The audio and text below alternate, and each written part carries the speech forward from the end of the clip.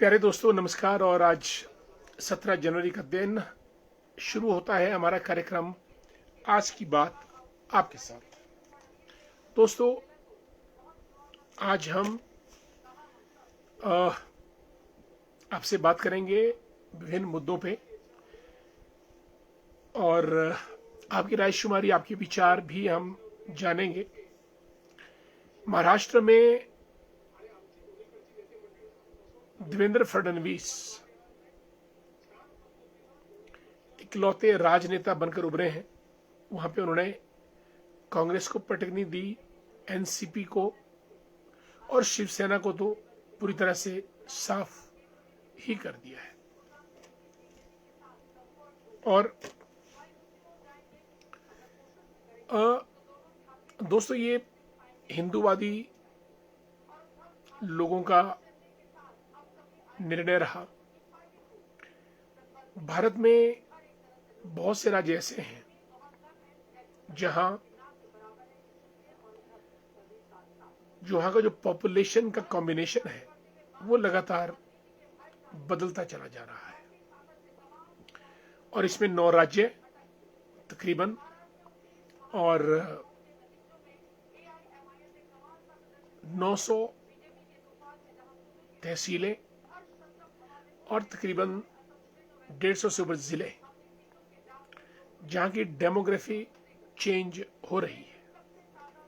और demography change होने का कारण हिंदू मुस्लिम और मुस्लिमों का एक जगह से दूसरी जगह पे जाना, शिफ्ट करना और अपना वोट बैंक वहां पे बढ़ाते रहना। आने वाले समय में आज से 20-30 सालों के बाद लगता है कि ये जो मुस्लिम एक्सपेंशन का एक जो ग्लोबल प्रोग्राम है ये अपना एक रौद्र रूप अख्तियार कर लेगा और भारत के हर छोटे बड़े कस्बे में हिंदूज माइनॉरिटी में जाते रहेंगे और मुस्लिम मेजॉरिटी में आते रहेंगे। कारण यह है कि मुस्लिम्स अपना घर परिवार छोड़कर और जगह बसने को तैयार हैं, जबकि हिंदू अपनी जड़ों से जुड़ा होता है और वो शिफ्ट नहीं करता है।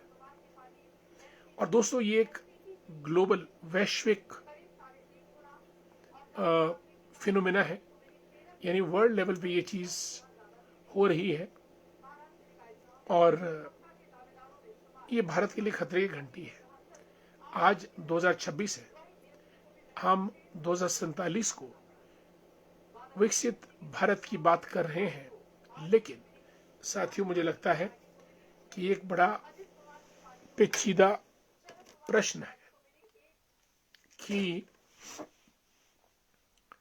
तब तक हमारा जो डेमोग्राफिक कंपोजिशन होगा वो क्या रहेगा। महाराष्ट्र में भी मुस्लिम एक्सपेंशन बढ़ रही है और इसीलिए सारी की सारी हिंदूवादी ताकतों ने भारतीय जनता पार्टी को वोट किया। और आने वाले समय में 20-25 सालों के बाद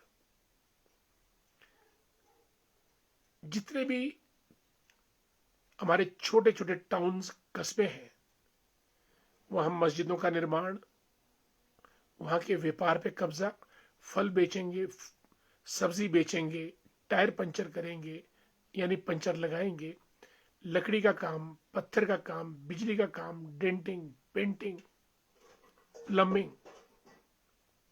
ये एक बड़ा खतरनाक मिशन पे ये समुदाय निकल पड़ा है। और इसमें जो चुनाव हो रहे हैं, जैसे महाराष्ट्र मुंबई में हुए, अन्यथा इतना वोट एक साथ नहीं पड़ता, कोई ना कोई कारण है। और अन्य राज्यों में भी आने वाले समय में ये होगा, क्योंकि हिंदू आज असुरक्षित महसूस कर रहा है। आज ही हमारी ये हालत है तो अगले 20 या 25 सालों में क्या हालत हो सकती है,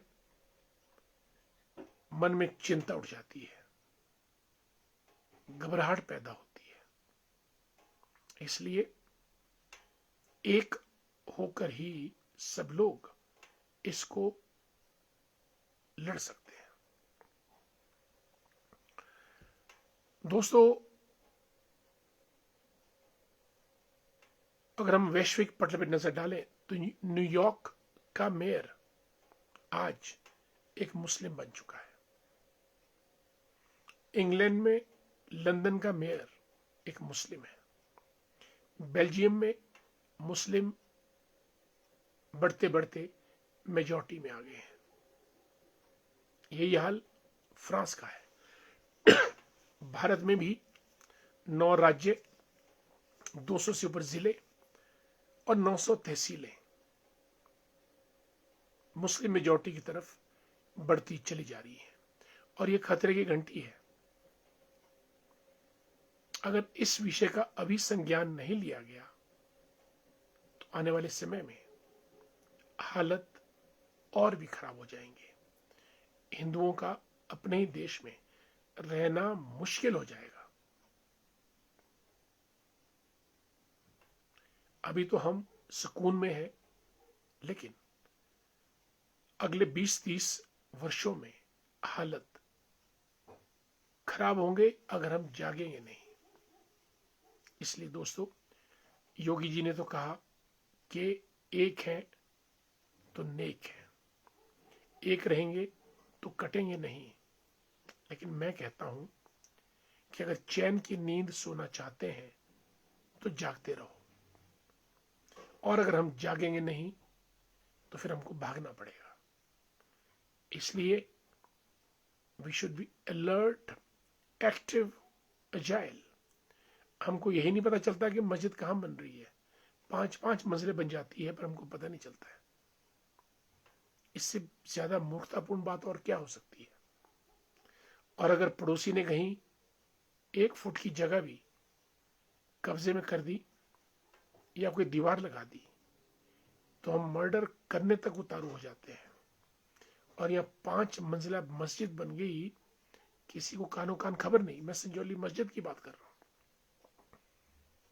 ये बड़े खतरनाक साइन है भविष्य के लिए। भविष्य की पीढ़ी को इन समस्याओं से लड़ना पड़ेगा, जूझना पड़ेगा। अगर आप चाहते हैं कि भविष्य की पीढ़ियां ना जूझे तो हम पूरे भारत की बात तो नहीं कर सकते हैं, कम से कम हिमाचल को तो जरूर बचाइएगा। हमारी नजर चप्पे चप्पे पे रहनी चाहिए। कौन आया, कौन गया, कौन यहाँ कब से है, किसके साथ कितने आए, उनका आधार कार्ड क्या है, क्या काम करते हैं, और फिर उनका इकोनॉमिक बाइकआउट तो होना चाहिए। फल, सब्जी, दूध, दही, लकड़ी का मिस्त्री, प्लम्बिंग, बिजली, कुछ भी, डेंटिंग, पेंटिंग, गाड़ी के मैकेनिक, हमको ये देखना ही पड़ेगा कि कौन है।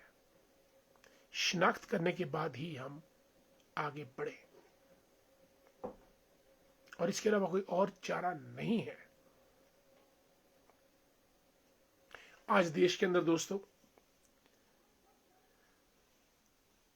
स्पेशल इंटेंसिव रिवीजन चल रहा है, जहां इलेक्टोरल रोल्स को छाना जा रहा है। और आज एक कार्यक्रम हिमाचल की राजधानी शिमला के गेटी थिएटर में भी हुआ, जहां भारतीय जनता पार्टी के वक्ताओं ने अपने विचार प्रकट किए और जनता जनार्दन को आगाह किया कि केवल भारत का नागरिक और ठीक नागरिक ही वोट डालने का हकदार हो। दोस्तों, ये स्पेशल इंटेंसिव रिवीजन होता रहता है ताकि वोटर लिस्ट को क्लीन किया जा सके। गांव की बात तो मैं करता नहीं हूं, लेकिन शहरों में तो यही नहीं पता कि कौन वोट डाल रहा है, कौन एलिजिबल वोटर बन गया है।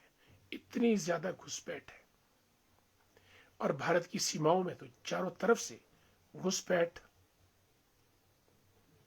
चलती जा रही है। और आज जो स्पेशल इंटेंसिव रिवीजन हिमाचल में भी जो शुरू होने जा रहा है, यूपी में 2 करोड़ 80 लाख यानी ऑलमोस्ट 3 करोड़ वोटर्स जो है वो इलीगल पाए गए और उनको बाहर कर दिया गया। बंगाल में लगभग 46 लाख फर्जी वोटर्स, ये 4 किस्म के वोटर हैं जिनको इलेक्शन कमीशन मतदाता सूची से बाहर निकाल रहा है। पहला, जिसकी मृत्यु हो गई है लेकिन इलेक्टोरल रोल्स पे नाम अभी भी है और उसकी जगह कोई फ्रॉड वोट डालते हैं। That's point number 1। Point number 2,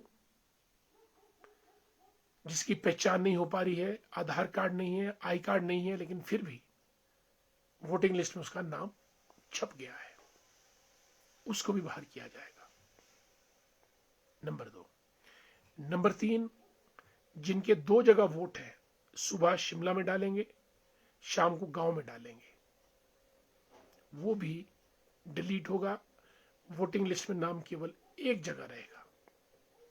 और नंबर 4, जो घुसपैठिए हैं जिन्होंने आधार कार्ड बना दिए, राशन कार्ड बना दिए, वोटिंग लिस्ट में नाम आ गया पर घुसपैठिए तो है, उनका भी नाम कटेगा। यानी 4 कैटेगरीज हैं जो स्पेशल इंटेंसिव रिवीजन के तहत वोटिंग लिस्टों से बाहर की जाएंगी। और जो सरकार के BLAs हैं, बूथ लेवल एजेंट्स या ऑफिसर्स, BLOs, वो इस काम को करेंगे।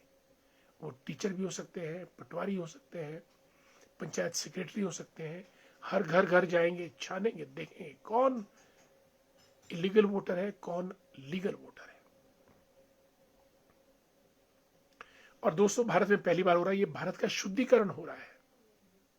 अन्यथा आने वाला भारत, सरकार तो कहती है विकसित भारत, मुझे लगता है कि भारत का जो कॉम्पोजिशन है वही बदल जाएगा। आज भी बहुत से राज्यों में, बहुत से जिलों में, बहुत सी तहसीलों में मुस्लिम जानबूझकर घुसते चले जा रहे हैं। पहले मकान किराए पे, फिर बिल्डिंग ले लेते हैं और फिर अपने साथ 5, 6, 10 लोगों को और लाके फिर एक मस्जिद बना के और पूरा कुनबा बन जाता है। दोस्तों, आपको हैरानी होगी, भारत का कुंभ मेला प्रयागराज में लगता है, जिसका पहले का नाम इलाहाबाद था। मेरी जानकारी, सूचना के मुताबिक आने वाले समय में प्रयागराज में मुस्लिम की पॉपुलेशन इतनी ज्यादा हो जाएगी कि हिंदुओं को अपना घर मकान छोड़ना पड़ेगा और शरण कहीं और लेनी पड़ेगी और कुंभ आयोजित करना भी मुश्किल हो जाएगा। ये ज्यादा दूर नहीं, अगले 20 वर्षों में हो सकता है। इसलिए आज सबको जागने की जरूरत है और इस स्थिति का मुकाबला करने की जरूरत है।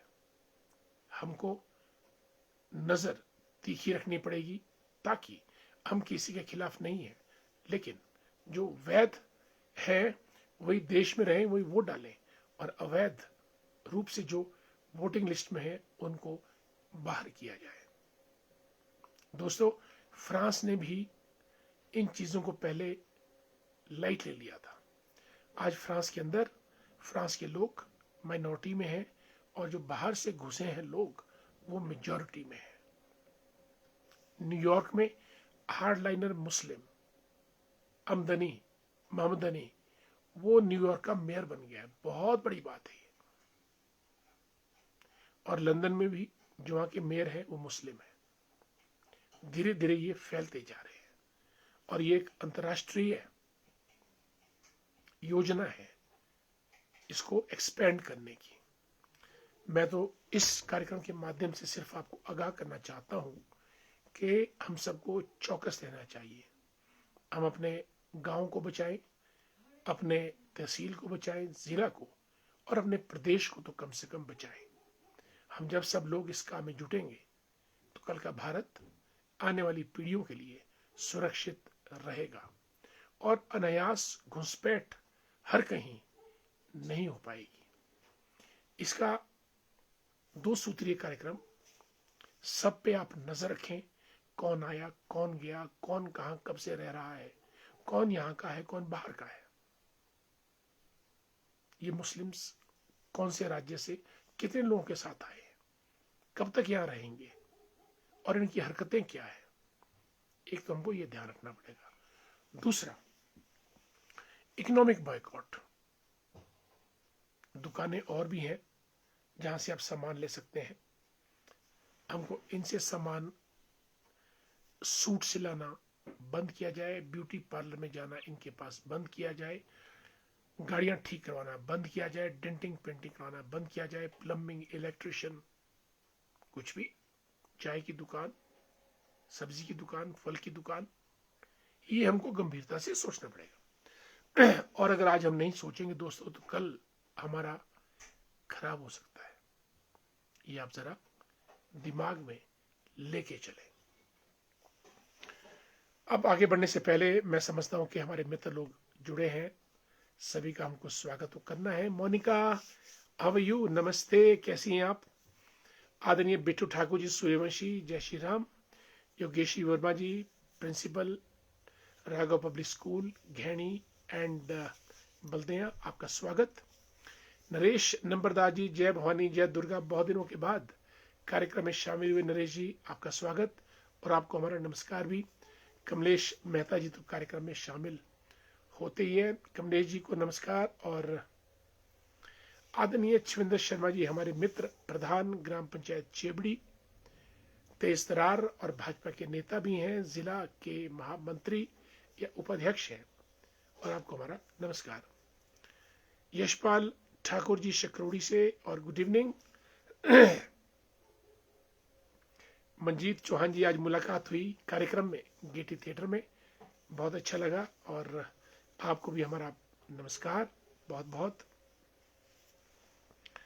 राजेंद्र सिंह वर्मा जी को जय श्री राम, कार्यक्रम में जुड़े हैं आप कपूरथला से, बहुत बहुत धन्यवाद आपका। Chunlal Thakur ji, a great teacher educationist, welcome in a programme. आज की बात आपके साथ और आपको भी जय श्री राम।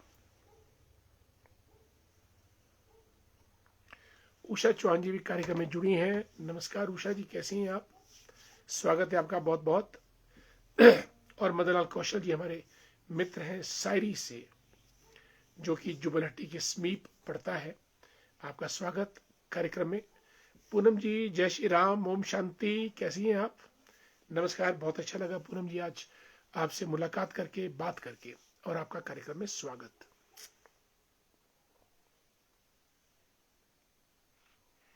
प्रमोद कुमार जी हमारे मित्र भी जुड़े हैं, नमस्कार। आदरणीय पुष्पा शर्मा जी, पूरे एक हफ्ते की हमने आपकी एब्सेंट लगाई है, आपको हमारा प्रणाम, क्योंकि आपके बिना हमारी महफिल सस्ती नहीं है, और आप इतने दिन नहीं आए तो कार्यक्रम तो चलता रहा, पर कुछ लगा कि कुछ ना कुछ मिसिंग है, और शायद आपकी व्यस्तता रही होगी, और आपका स्वागत और आपको हमारा सादर नमस्कार भी। आशीष बिट्टू हमारे बहुत बड़े सपोर्टर हैं, फ्रेंड हैं, thanks so much, good evening. Kaku Kashyap ji, Kotgarh, Badhasa, Bhadgaon की गांव वादियों से आप जुड़े हैं हमारे साथ, थैंक्स सो मच। काकू जी एक बेहतरीन समाज सेवक, पॉलिटिकल पर्सनैलिटी, और हमारे मित्र हैं। प्रमोद कुमार जी लिखते हैं, मन की बात, बिल्कुल, मन तो मन है, मन का क्या, मन को काबू में रखिएगा, जिंदगी काबू में आ जाएगी। राकेश शर्मा जी, जय शंकर जी, राधे राधे, जय श्री कृष्ण, राम राम, कुछ भी कहो शंकर। एक थे राकेश शर्मा जी, आपने जय शंकर लिखा। भारतीय क्रिकेट टीम में एक खिलाड़ी थे, हमने रामकिशन का नाम बहुत सुना, कृष्ण कृष्ण का, लेकिन एक थे शिव रामाकृष्णन, स्पिनर थे भारतीय टीम में, शिव रामाकृष्णन उनका नाम था, जिसमें शिव भी थे, राम भी थे, कृष्णन, शिव रामाकृष्णन, बहुत सुंदर नाम। नंदलाल भंडारी जी को नमस्कार, लेक्चरर हैं ध्रुवड़ा में। और रामलाल वर्मा जी, ओम साई राम, गजब गजब, आपने बहुत जबरदस्त धार्मिक यात्रा की है रामलाल जी, आपका स्वागत। और मुझे नहीं मालूम आप वापस आए हैं या अभी यात्रा आपकी जारी है, कुछ भी हो, यात्रा बहुत सुंदर और आपने पूर्ण आनंद लेते हुए इस यात्रा को संपन्न किया। साईं राम, बहुत बहुत साधुवाद आपको। प्रमाद सिंह वर्मा जी, हरिओम, जय श्री राम। निशा जी को नमस्कार। निशा जी कैसी हैं आप? और नारकंडा डमोर से हमारे मित्र दयानंद कैंथला जी, गुड इवनिंग और आपको नमस्कार। सनी गर्ग द ग्रेट, नमस्कार बहुत बहुत। कृष्ण शर्मा जी भी कार्यक्रम में शामिल हो चुके हैं, आपको हमारा सादर नमस्कार, प्रणाम। और हमारे मित्र डॉक्टर एस टैगोर जी भी कार्यक्रम में शामिल हैं, thanks so much for being with us. Deepa Singla ji Rampur में हैं और retired lecturer, good evening. Krishna Sharma ji को जय श्री राम। रंजना जी ठाया की सुंदर वादियों से जुड़ी हैं और आपका बहुत बहुत स्वागत। बहुत सारे दोस्त जुड़े हैं आज। कृष्ण शर्मा जी को भी जय श्री राम। धर्मवीर जी हमारे मित्र लिखते हैं कि डिजिटल वोट होना चाहिए। अब तो जी धर्मवीर जी, आप डिजिटल वोट की बात कर रहे हैं, लोग ईवीएम को नहीं मान रहे हैं, पर मैं आपसे सहमत हूं, आने वाले समय में डिजिटल वोट भी हो जाएगा। लेकिन पहले हम ये सुनिश्चित तो करें कि जो वोट डाले वो बिल्कुल accurate, son of the soil, citizen of India और लीगल होना चाहिए। कोई घुसपैठियारी, कोई डबल वोटर नहीं, कोई अनआइडेंटिफाइड नहीं और कोई डेड पर्सन वोट ना डाले। इसीलिए स्पेशल इंटेंसिव रिवीजन, जिसके बारे में आज गेटी थिएटर शिमला में कार्यक्रम था, वहां पे सांसद डॉक्टर सिकंदर जी ने अपने विचार व्यक्त किए और दूसरे हमारे सांसद आदरणीय सुरेश कश्यप जी ने भी बोला और राजीव बिंदल जी ने पूरे समारोह में महत्वपूर्ण जानकारी सभी लोगों को दी। बहुत सुंदर कार्यक्रम था। Manu ji good evening. सतीश जी परवाणु से जुड़े हैं, how are you dear. Praveen Kanwar ji को जय श्री राम, नमस्कार। कांगड़ा देरा से रूपा शर्मा जी, जय श्री राम, राधे राधे। पविता शर्मा जी को राम राम। आशीष पिट्टू जी को जय श्री राम। रोडू से कैलाश जग्यान जी, हिंदू समरा नहीं तो वह दिन दूर नहीं, प्रधानमंत्री भी इनका हो सकता है।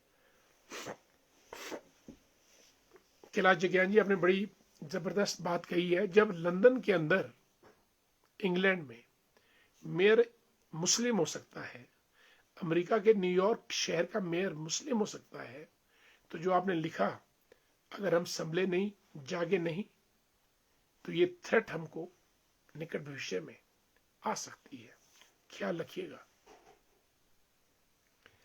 और हमारे डमहर पंचायत के पूर्व प्रधान आदरणीय रमेश जी कार्यक्रम में जुड़े हैं, आपका बहुत बहुत स्वागत। धर्मवीर जी, आपकी बात पर मात्र डॉक्टर साहब पहले भारतवासी, बिल्कुल, we all are Indians, there is no doubt in it. Bharat माँ के सपूत सभी हैं। विनोद चोपटा साहब को नमस्कार। शशि पंडित जी जुड़े हैं हमारे साथ और अनुराधा जी को भी हमारा नमस्कार। Baburam, back to back, definitely Baburam Subedi ji को नमस्कार और स्वागत आपका कार्यक्रम में। लेखराज ठाकुर जी को जय श्री राम। मदनलाल चंदेल जी भी जुड़े हैं हमारे साथ, हमारे मित्र हैं, स्वागत आपका बहुत बहुत कार्यक्रम में।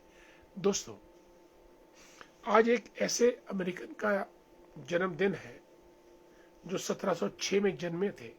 नाम था बेंजामिन फ्रैंकलिन और आज का दिन बेंजामिन फ्रैंकलिन डे के नाम से मनाया जाता है। ऐसा शख्स जिसके नाम से दिन मनाया जाता है, बेंजामिन फ्रैंकलिन 1706 में जन्मे थे। अमेरिका के कॉन्स्टिट्यूशन को ड्राफ्ट किया था। अमेरिकन डिक्लेरेशन ऑफ इंडिपेंडेंस को भी उन्होंने साइन किया था, बनाया था। और वो एक बहु विलक्षण वाले गुणों वाले जीनियस थे। वो पॉलिटिशियन, डिप्लोमेट, स्टेट्समैन, राइटर और साइंटिस्ट, इनोवेटर, बहुत सारी चीजें उनके, ऑरेटर। उन्होंने बिजली, जो आकाशीय बिजली होती, लाइटनिंग, खोज की थी कि इसमें इलेक्ट्रिसिटी का अंश होता है। इलेक्ट्रिक रॉड्स, बायोफोकल्स, दोनों का आविष्कार उन्होंने किया था। वो एक बड़े तगड़े साइंटिस्ट थे, बेंजामिन फ्रैंकलिन। पॉलिटिशियन, राजनीतिज्ञ, स्टेट्समैन, डिप्लोमेट, फ्रांस में अमेरिका के डिप्लोमेट थे। आप जरूर उनकी बायोग्राफी पढ़िएगा या बच्चों को पढ़ाइएगा। बेंजामिन फ्रैंकलिन के ऐसे भी लोग होते हैं। मुझे वर्ल्ड हिस्ट्री में 3 नाम याद आते हैं जो इतने बहुमुखी प्रतिभा के स्वामी थे। बेंजामिन फ्रैंकलिन और माइकल एंजेलो और लियोनार्डो डिविंची। ये 3 नाम मुझे जहन में आते हैं जो कि इतने मल्टी टैलेंटेड थे। मदला चंदेल जी को जय श्री राम, और मोहनलाल बुशहरी जी भी जुड़े हैं बुशहर से, रामपुर। आपका स्वागत और नमस्कार। दोस्तों, अपना ख्याल रखिएगा। अगर चैन की नींद सोना चाहते हैं तो जागते रहो, और अगर ज्यादा प्रगति करना चाहते हैं तो भागते रहो। ये मूल मंत्र है जीवन के। अगर आप नहीं भागेंगे तो कोई और भाग जाएगा और आपसे पहले मंजिल पे पहुंचकर जो भी इनाम होगा वो ले जाएगा। और फिर अगर आप जागते नहीं रहे, सोते रहे, तो कोई और जागता रहेगा और हमारे ऊपर शासन भी कर सकता है। मैंने कहा कि वेस्ट बंगाल में लगभग 46 लाख फ्रॉड वोटर्स को बाहर किया गया। यूपी में 2 करोड़ 89 लाख वोटरों को बाहर किया गया। अब हिमाचल की बारी है। हिमाचल में ख्याल रखिएगा, अपने गांव-गांव में फ्रॉड वोटर्स को रिपोर्ट कीजिएगा। Dead voters, fraud voters, unidentified voters, घुसपैठिए, रोहिंग्याज, बांग्लादेशीज। महाराष्ट्र में जो जीत हुई, ये पूरा हिंदू समाज इकट्ठा हुआ, तब ये इतनी जबरदस्त जीत हुई है। अन्यथा हिंदुओं की रक्षा करने वाला आपको कोई नहीं मिलेगा। और फिर जो कांट छांट हिंदुओं की होगी, उससे मन आज भी सिर उठता है।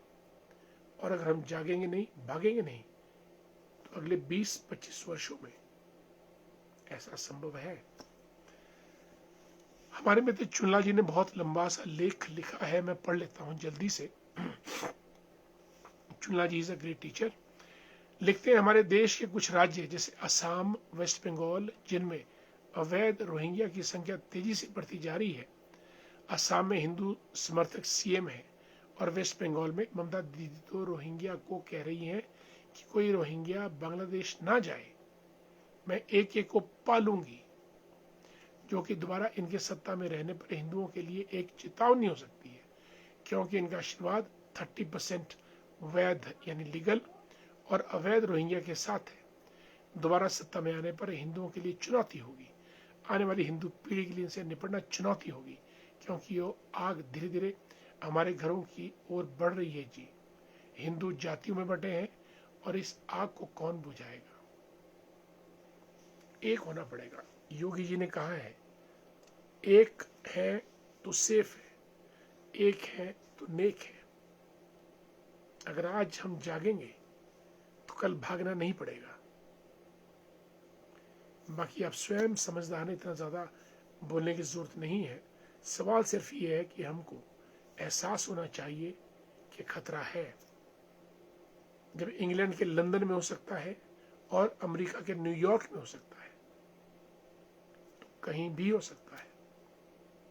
इसलिए आज सतर्क हो जाइएगा ताकि भारत में ना हो। साथियों, वक्त समाप्त। आज की बात आपके साथ। कल फिर औरों की मुलाकात किन्हीं और नए विषयों के साथ। तब तक के लिए मुझे आज्ञा दीजिएगा। नमस्कार, जय हिंद, जय श्री राम।